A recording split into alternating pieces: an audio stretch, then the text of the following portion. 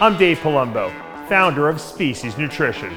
I created Species Nutrition with one mission in mind: to provide bodybuilders and serious athletes with no-nonsense supplements that work and are backed by science. From my earliest bodybuilding days, I believed in only putting the best in my body. And that lives on in the Species Nutrition line of products. We use only top-of-the-line formulations dosed for maximum results and the best flavoring systems available.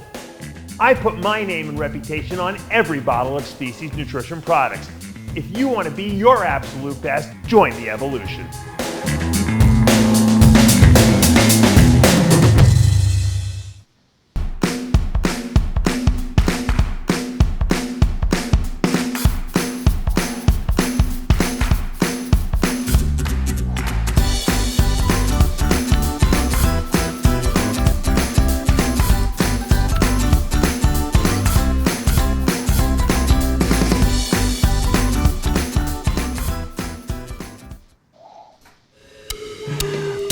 You're funny. Like I said,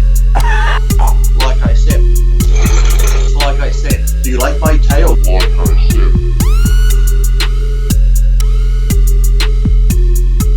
Welcome back to Iron Rage. I'm Dave Palumbo, and I'm joined, as always, by Lee Priest.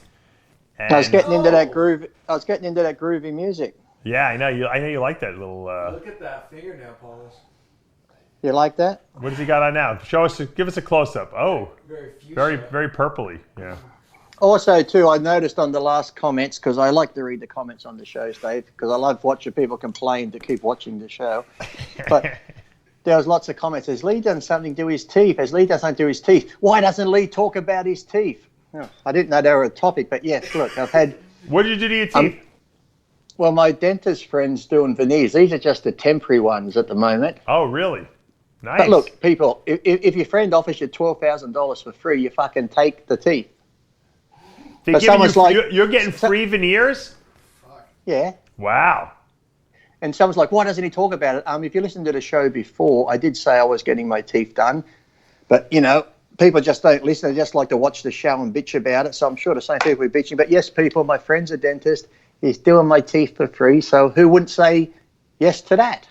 So you got your teeth done. You got your eyes done. What else did you get done recently? You got your tattoo removed. You've been really working. Penis enlargement. You got your penis enlarged. Now it's as big as Sean Ray's. And now I had to, for dude, I actually had to cut it in half to be as big as Sean's. To look like Sean, I just fold it in half and tape it. I got my anus bleached. I like that. Steve said he likes to see the white hole. He doesn't want to see any brown down there. Yeah. Well, no like racial. those white milk dud lollies, you know. What else are you thinking of getting done? I don't know. I just, when you got friends that do stuff. I did have Botox once or twice before, but when you train a lot, your metabolism just uses it up pretty quick. Metabolizes quickly, yeah.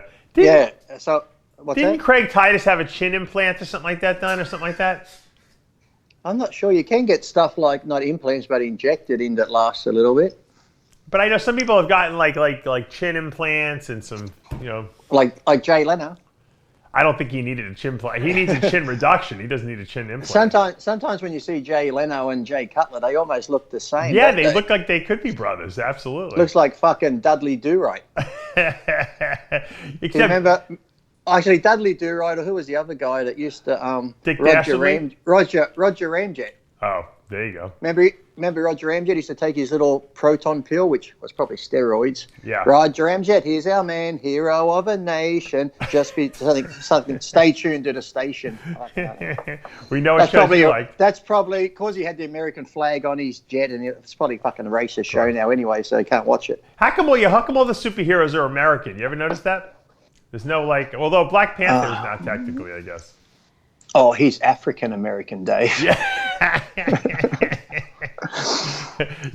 Australia has no superheroes over there. There's no one from Australia, is there? We have Crocodile Dundee, mate. What the fuck are you talking he's not about? really a superhero, though. Where was Felix the Cat? He was probably American, wasn't he? All the superheroes. We have Kangaroo Jack. Is he any good? Yeah, he's a hero. We have Blinky Bill. Who? Blinky Bill, the koala. Did you ever watch Blinky Bill cartoon show? No. You have the Koala Brothers. They're on TV in America. No. They're like two koalas. I don't know. I think probably because majority of comic book people were done by Stan Lee and that. So He's American, yeah. So even some of the cartoons that are based in other countries are still American. So. well, who said? funny, Didn't Ronald you Reagan say American- God is an American too? So you guys don't even have God working for you guys. Who needs him? Now, he's too busy. Well, you do have God because he's helping everyone win their fucking tournaments and shit all the time. So he's a busy person. But that's the thing. So you Americans have everything. Right. But every time I see it in the news, you got to be the country that just bitches about the fucking most. If I see one more protester bitching about America, it's like, you want to bitch, go to a third world country. Can't see how bad it really is. Yeah. You hate America that bad, get the fuck out there. Go live in Africa. The shit you pull in America, you'd be dead in a week fucking in Africa. That's for sure. You're right. Oh, Right. you know where you got to go to the river to get your water? There's no fucking internet and shit like that. You got Yeah. rebel tribes killing each other. Yeah, see how long you are standing on a street corner in Detroit with a Right. gun. Let's see how long you last in fucking Africa. Yeah, you remember you ever see these women in Africa? They walk with the vat of water on their head, like Yeah. 20 miles. Like that vat of water's got to last them like till the next day when they walk the 20 miles to go get more I just of it. can't stand these people who are burning the flag. And I'm like, look, I'm not even American, but I get annoyed. People burning the flag, complaining when you don't know how good you fucking have it. They're complaining like you. Fuck me dead. These people that live in other third world countries, I see young kids playing with toys in the dirt like a water bottle with sticks through it and bottle caps as wheels, having the best time of their lives. And now we see these people in America that have everything, bitching and complaining, burning the flag and carrying on like fucking dickheads. Yep, you're right. You're 100% right. And you know what? Go visit another country and you'll realize how good you have it here. Exactly. Get some perspective on life, people. Yeah, I went to Australia, man. I couldn't wait to get. No, just kidding. Actually, I actually liked Well, it's true. Australia. The only thing I didn't like about Australia was I was driving with whoever I was driving with. Actually, you know who was driving me? I was driving around with, may he rest in peace, Paul. What's his name? His father runs the organization. Oh, yeah, Paul Graham Jr. Oh, Paul Graham, thank you. Paul Graham's son, who died, unfortunately. He drove me around. I laughed my ass off for 6 hours with that guy. But when we were on the highway, you guys have speed cams in Australia. Oh yeah, we have speed cameras everywhere here. It's I'd ridiculous. be paying so many fines if I lived there. Forget about it. I know. Sometimes they tell you when a speed camera is coming up, but no, they generally got them everywhere now. Now that they're even on some roads, they just improved the roads, but now they want to drop the speed limit because if people are like, oh, over the holidays, more people died. Yeah, because there's 3 times the amount of cars on the road, you dickheads. Right. It's like, here we got cars now with more airbags. They've got the crumple safe where the engine goes under the car. Cars are safer, but we're bringing the speed limits down. And people get frustrated. That's why they pull out and have a fucking crash. Right. Well, you know what? In New York, the speed limit is 55. In Florida, down here, a lot of places, it's 75. So I really love driving around here. You know. They're letting the old people drive fast. Yeah, but it's smart. You're on a highway. There's no one on the freaking road. I mean, it's 70. Exactly. It makes sense. That's why I said people get frustrated. And the thing is, too, they say fatigue is one of the biggest killers. If it's taking you longer to get somewhere, you're going to fucking fall asleep. Look at the Autobahn overseas. Hardly any fucking crashes. There's no crashes on there, yeah. Well, when they do have one, it's a fucking good one when you're doing at least 200 miles an hour. You're not going to survive, but there's hardly any. I remember when I was in Europe, you hop in a cab. But there's not a lot of them, right? Statistically, and the cab's doing like 120 miles an hour, and all of a sudden the Ferrari goes fucking straight past you. Yeah. I would love to drive on the Autobahn, man. One of these days. All right, the rant of the day is I want Lee Priest top 3. I guess let's call it biggest ripoffs of in pro bodybuilding. So in other words, 3 shows that come to mind. It doesn't have to be involving you, but where you felt that someone should have won that didn't win, and why? Okay. When you said biggest ripoffs in bodybuilding, I kind of I think it was that time I brought Decker. It's just cooking oil. Them fucking bastards ripped me off. Number 3. 2000 Night of Champions, Lee Priest should have won it, but he didn't. The crowd went crazy. Boo, boo, they were booing. If you're there, you'd know what I mean. But Yeah, by the time they gave Jay the fucking award, half the crowd had left in disgust. Really? Now, I don't count myself, but I'd think one would be, it'd have to definitely be, I would say, when Aaron Baker came back from the WBF and did the Olympia, he looked like he should have been in the top 3, didn't even make the top 10. He was great. He was awesome. Should have easy, a top 3, but even top 5 at least. That would have been one big rip-off. And then I reckon, there was that time, if I go way back, Phil Hill should have placed in the top 6 of that Olympia he did in 1988. That's going back, Dave. That's really going back. Yeah. Why do you think that Phil didn't place well in that show? I have no idea, because the crowd loved him. He was fucking huge. He had great symmetry. Remember, he posed the Music of the Night from Phantom of the Opera, and he finished in the splits. Look, I'm starting to sound like Sean Ray, knowing all this fucking music, even back in 88. See, this is what happens when you fold your dick in half. You fucking get bodybuilding memory.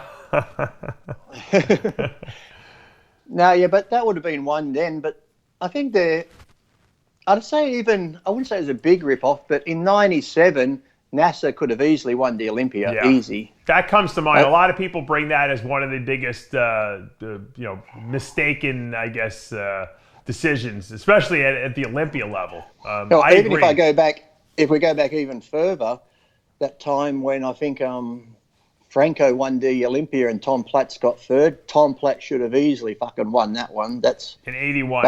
81 Olympia. Yeah. Yeah, I think it was around then, but yeah, there's been a few. I think even one of the Ironmans when Aaron got second or third. The Flex. I think he should have won it. Yeah, I think it could have been Flex and Chris and Aaron. And then, if you ever noticed, through the 90s, there was always Flex, Aaron, Dillette, me, or Flex, Chris, Aaron. I was always the token white guy, so... Well, you all you guys trained at Gold's Venice over there, so it was like you all knew each other, you all trained around each other, you all posed at the same posing room. It was reverse racism, Dave. Because I was white, they wouldn't let me win. Well, I did. I should have known the organisation I was in, IFBB, International Federation of Black Bodybuilders, but... White lives matter, right? I'm not being racist, people. Just shut up. What's that? He's just kidding around. But the truth is, you're right. There wasn't a lot of there's not a lot of great white bodybuilders. Although it's funny because Jay Cutler and Dorian Yates are two of the best, and they beat an era of a lot of top. I mean, think about it. Most of the competition that they were beating were African American bodybuilders. You know. Yeah, but really, when you look at it, it's the same in any sport: basketball, football, baseball. I mean, Larry Bird was the only really great white guy who was challenging, the guys like Jordan and Johnson, Magic Johnson, and those guys at the time, for the best player of the day, right? That's funny. They don't scream racism in that, do they? Yeah. Well, I mean, imagine if all the basketball teams were white with one black guy. This is racism. Well, yeah, you know what the funny thing is, the sport. Well, they always said that the Boston Celtics were racist because they had all white players, but. But you know what the funny thing is? In sports, it's the great equalizer because the fans don't care about racism. They can be the most racist people. They want to see the best athletes playing. So, exactly. The best rise to the top, whether they're white, black, Indian, yellow, it doesn't matter. They do get racist if your team beats the other team, or the other team beats your team. Then they get racist. Yeah. You fucking idiot. Yeah, but it's funny because sports fans are crazy because they'll hate a player, they'll hate his guts. And then if their team acquires that player from a trade, then they love him. They love him. They think he's the greatest player of all time. Well, it's funny here in Australia, we have a lot of teams here like AFL football, and on some of these teams, rugby's mainly Islanders from Samoa and New Zealand and all those sort of places, but NFL, AFL is more white guys, but there's a few like Aborigine players in it. And the same thing is but here now they've banned booing in some of the games because if you boo, they're saying you're being racist. But they've kicked people out, but it's like you're not booing them because they're a different colour. You're booing them because they're a great player. And if this great player's playing against your team, you don't fucking like them, so you boo them. You don't care what colour they are. Right. You just boo the team. But now they're like, booing is not very Australian-like. It's like, oh, fucking hell, we can't even boo now. Nothing is politically correct anymore. You know that. You can't do anything, can you? We live in a pussy society now. That's the problem. So. No, it's getting worse. It's getting worse. So, yeah, but I think they will probably. See, I don't really count myself. People always say, Lee, you should have placed higher in this and that, but that doesn't bother me. But no, but the ones I've actually seen myself would be the ones I've mentioned. What about 01 Olympia when Jay won prejudging and then lost the night show to Ronnie? Oh, yeah, that's happened a bit, hasn't it? And people said, how'd that change? And they said, it came down. They always say it came down to the posing routine. Yeah, Ronnie had the worst routine of all time. Really? But have you ever noticed, too, sometimes when they want someone to win, it's always like if someone was winning, and they weren't really good in the day show, but then they got better at night, they win. But yet sometimes it doesn't work the other way around for some people. It's just that only worked on certain people. They could use that excuse. Well, he did get better. I remember one time, it was one of the Ironman's Flex one, and people were complaining that he wasn't in shape. And I was standing, Lonnie Tepper was there and he was talking to one of the judges. And one of the judges says it doesn't matter because next week he'll look better. I'm like, but this ain't fucking next week. Yeah, this is exactly. the Ironman. You can't judge him on how he's going to look at the Arnold in a week's time. You judge him on how he looks today. Right. So, what about when Bev Francis lost to Linda Murray with that? that's that going Olympia? back. Yeah, she That was looked a good bad then, didn't she? I think then. Do you think it was because Linda looked great? Because Linda had that real pleasing. I remember seeing Linda in photos before I ever met her, and in the magazines I thought, wow, she's so big. But then when you meet her, she's just tiny, but she had the perfect symmetry and caps and that. But do you think back then it's just that Bev, because when Bev came out in that condition, she was just like, wow. Then she hit that most muscular and fucking traps come up. Yeah. Do you think maybe for the time, Bev was too ahead of the time, and it sort of went. Well, I think Weider just didn't want it. I think that the judges wanted to give it to Bev, and that Bev was ahead, and then Weider stepped in and said, no, this is not going to happen, And I think there was one year too. Anya Langer got second or third. I think she should have won. Yeah. Yeah, but there's been if you go through, like I said, there's some where you can say you can say it was close, it could have gone either way, but then there are some where it's just playing out right. You're like, how the fuck did that happen? Well, 97 Olympia was a big one because Dorian had like 2 muscle tears. He lost like 5 pints of blood like 2 weeks before the show. He was a wreck. He couldn't even train. And that year too, I think that's when midsection was the most distended it's ever been. And because he couldn't train. He couldn't even work out. He said he didn't even know how he got to the show and did the show, to be honest with you. And he didn't look terrible. But I know how he got there. I saw him. He went by bus. The bus picked us up at the hotel and took him. He didn't look terrible. It's just that he wasn't. He was a shell of his former self. And Nasser was just on. That was like his best, I know. When you see that, I think there's a couple of pictures where I think the last call out was just Dorian and Nasser. Yeah.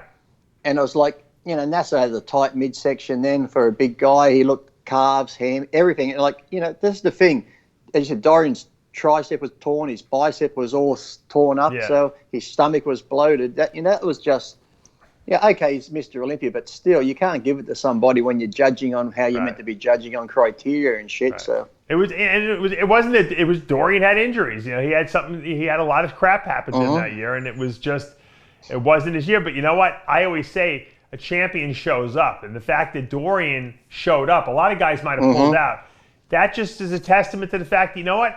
Maybe if he would have had less confidence in himself, he wouldn't have shown up. He would have lost. And he wouldn't have had that 6th title. So the fact that he sucked it up. Yeah. Well, when you watch him, you just watch his posing routine to that music. I had similar music that he used. I think it was that 04 tuner at the time. Yeah.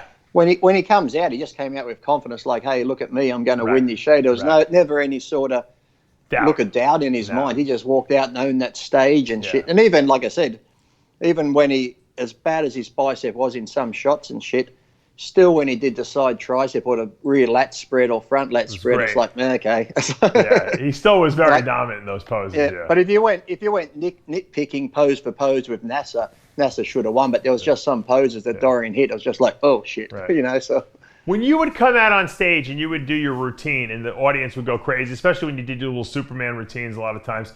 I mean, what did that feel like on the Olympia stage when you hear that kind of cheering and that kind of applause? I mean, it had to be the greatest high of all time. I don't think anything could beat that, right?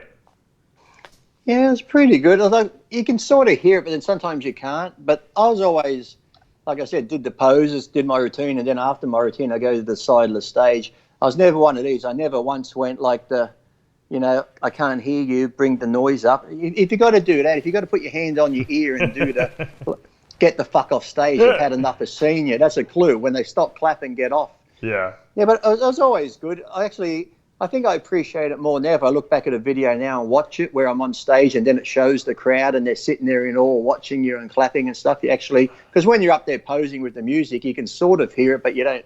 It's more just like noise. Right. So, yeah, it's fun to watch now when I look back and I hear the crowd erupt and stuff. But, yeah, some that would, what about the ones where they just go on and on and on and you're like, come on, mate, get off stage now. Come on, get off.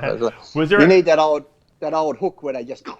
Was there a show that you look back at and you said, you know what? Oh, I can't even watch it. I'm so bad here that I'm embarrassed. Was there ever a show like that? I don't normally watch myself anyway. The only time I see it is someone just might tag me and something, and I just watch it for a couple of seconds because I tried doing that a couple of months ago. I was on YouTube. If you watch one video, it goes on to all the others. Yeah. So I clicked on one of those. I think Machiavelli does those motivational ones. Yeah.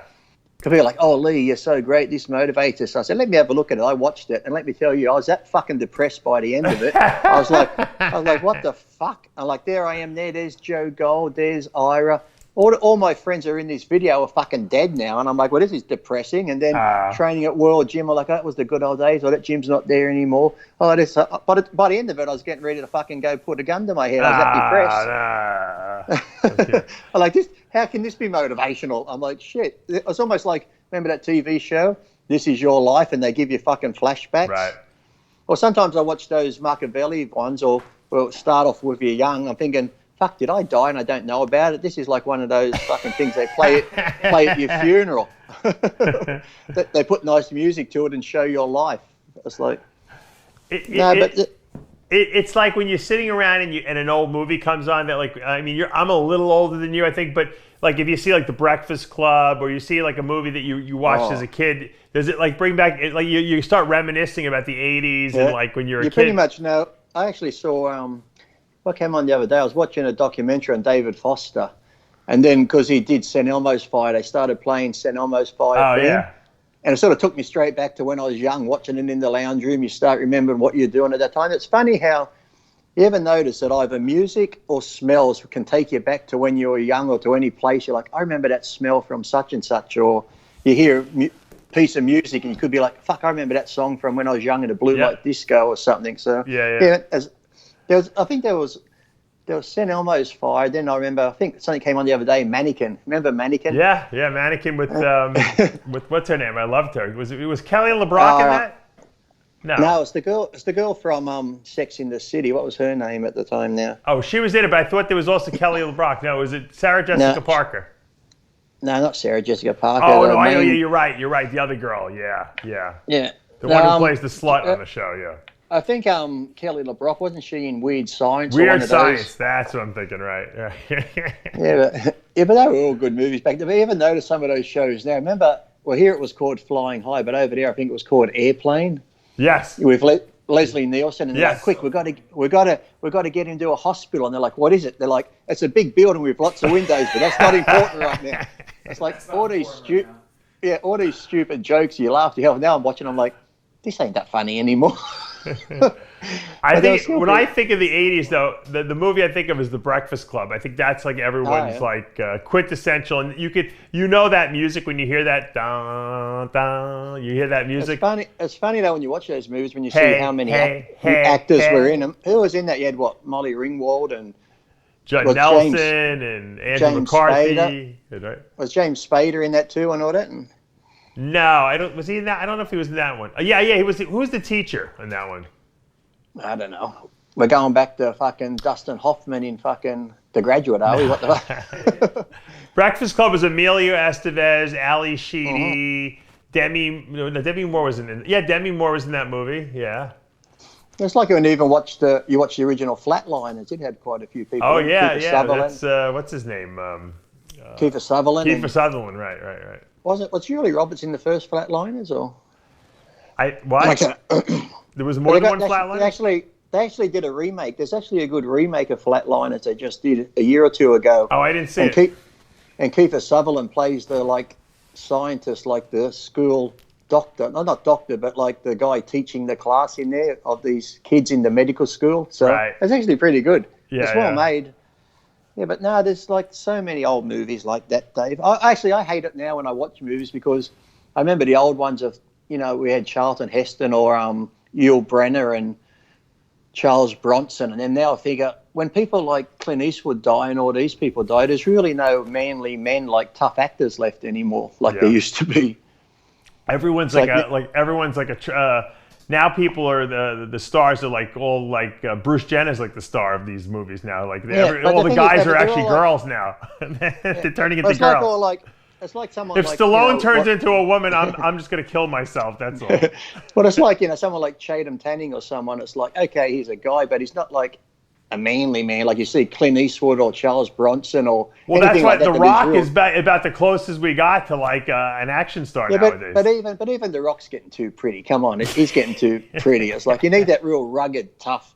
Like if they say they're going to kill you, you believe it. Yeah. You know, The Rock even saying he's going to kill you and he raises the eyebrow. You're like, well, that's cute. Yeah. It's like fucking. It doesn't like. It's like when I watched Tom Cruise in one movie. I think it's one of the Mission Impossibles, and he's like, you don't want to see me when I'm angry. I'm like, ooh, fucking Tom Cruise is going to get angry. Now, did you see?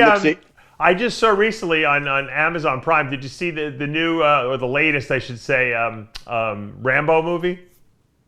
Yes. Is that the new extended cut without the? They call it's Last Blood. It's called with the. Yeah, but there's actually I did read that he's bringing out the extended cut, the one that didn't go to the movies, the one that's got more fucking stabbing and killing and stuff. Well, the one I saw was a lot of stabbing because he cut the guy's heart out at the end. Yeah, and ripped it out. Yeah, that's actually, see, Stallone, he's still got that believable look to him. Yeah. Jason Statham, he's borderline, but like I said, but you look at someone like Clint Eastwood in his movies, even back to Dirty Harry even when he played the drill sergeant on Heartbreak Ridge and shit, like he's believable that he's a fucking badass, and so was like I said, Charles Bronson, Yul Brynner, who used to be a badass, but now he isn't. He's Bruce Willis. You know, back in the day in Die Hard, I would have believed him, but now he's done so many shit straight to fucking DVD movies. I don't know. That's it. He's getting like the Danny Trejo. It's like he does any fucking movie that comes out. Now Bruce Willis, I've watched like maybe 3 or 4 of his lately on TV. I'm thinking, Bruce, he must have fucking alimony to pay because these movies are fucking shit. I think his kids are drunk. No, you know what happens? These guys. I'll tell you one person that made a good transition. I don't know how we got to talk about movies, but Alec Baldwin always played a badass, and he was able to play the front man, you know, the heartthrob guy, but he was always a tough guy because I think that's the way he is in life. And then he, you know, as he got older, he started taking more like supporting roles, but he's still really good and believable in them. You know what I mean? He's good, but he's good too. I like him because even though when he had those tougher roles back in the day, he was good, but now he's also got that good dry sense of humor. Yeah. So it's almost like he doesn't mind making fun of himself. So in some of these movies, he does a really good job at it, just playing this sort of a silly character that just can laugh at himself. But remember that movie where he played with Nicole Kidman, where he played the doctor? He's like, you ask if I am God, I am God. Yeah, you know, like, that was a good movie. What movie was that? I can't even remember. That had to do, like, he operated on it because she was going to die, so he took out her womb, and then, you know, they went to sue him and stuff. But it was also good. Remember that comic book movie, The Shadow? He wasn't bad in that. Oh, yeah, he was good in that movie. He was pretty good. He was good in that. He was in the Pearl Harbor movie. He had a small role, but he was believable. Yeah. Remember? Yep. That was a good movie. I was watching that other movie the other day with Cuba Gooding Jr. and De Niro. Remember? The one where he plays the submarine guy. Yeah. Yeah. That was based on a true story. First black submarine diver guy, right? Yeah. Yeah, that was a good one. They should ban it. It's racist. Yeah. Get rid of it. Well, but we're a racist country anyway. How do we get into movies from bodybuilding shows to movies? I don't know. Well, so what would you say the number one biggest bodybuilding travesty in judging? I wouldn't say it's a travesty, but I'd have to say, like, as far as, because there's so many you could and ah and say, well, he could have won. But right. Well, what's the number one that comes to mind? I'd put Nasser and Dorian just because of how good Nasser looked, and like I said, not taking away anything from Dorian's condition, but if you went body part by body part, pose for pose, Dorian having all those injuries, I would have given it to Nasser where it's like a clear cut, whereas some others you could still argue back and forth on. There's a couple there with Jay and Ronnie where you could go tit for tat and this sort of stuff. But, on the Dorian and Nasser one, I think clearly when you're looking at them, I think Nasser would have got the nod. I agree. All right, that's the final word from Lee Priest. Nasser, Dorian, 1997. And the same year, 97 Ironman when I got second to Flex. There you go. You think actually backstage, this is what happened. I was backstage pumping up and Sean comes over. This is when Sean would actually talk to me a little bit. Yeah. He goes, I think you might have my boy today, Lee. I said, oh, yeah, whatever. So I didn't think nothing about it. Then Flex comes strolling over and he says to me, you're in really good shape, Lee. I said, oh, thanks. He goes, but I want to tell you something. Because of who I am, I'm going to win. Did he really say that? That's what he said. But that was nice of him to give you that compliment, though. Exactly. And then the next day we went to do a photo shoot with Chris Lund down at Club Metrics, and he made me do all the heavy shit. He goes, Lee, I'm pretty tired. You put all the weights on, do the heavy stuff, and I'll pretend like I'm spotting. And in between sets, I think Madeline went to get him Taco Bell, so in between sets he was just eating Taco Bell. Yeah, Flex would be exhausted after doing those shows. It took a lot out of him. He would.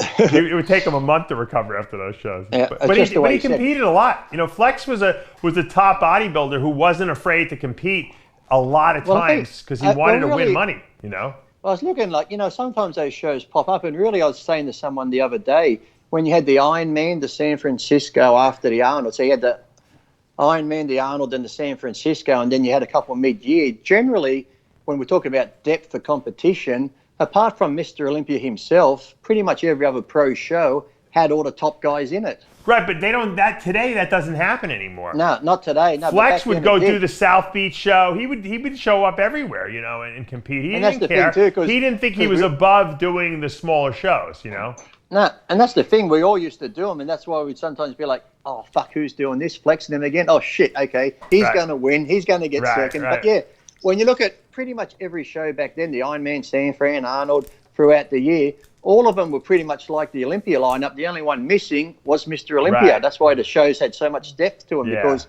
all the guys competed a lot throughout the year. Now, you're lucky to do one show a year, and then they do one show and they fuck it up. Yeah. Maybe they need more practice, these lazy bastards. Yeah. Well, it's a brave new world now, as they say, and we are out of time. I just want to say, instead of like my tail, I just want to say, do you like my teeth?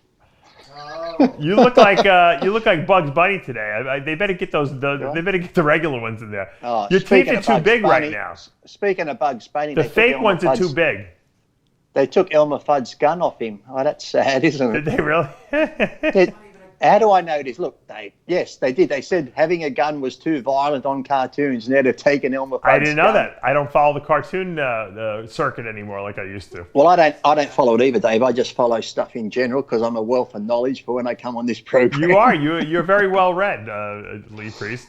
I don't think anyone reads anymore. I think you're very well. You watch a lot of videos now, so you know all the stuff that's going on. No, I watch videos. I do read. Some of them are in fucking different language, so I've got to read the subtitles. Isn't it great, though, that you can hit translate and everything gets translated now on like Facebook and Instagram? I love it. Oh, yeah.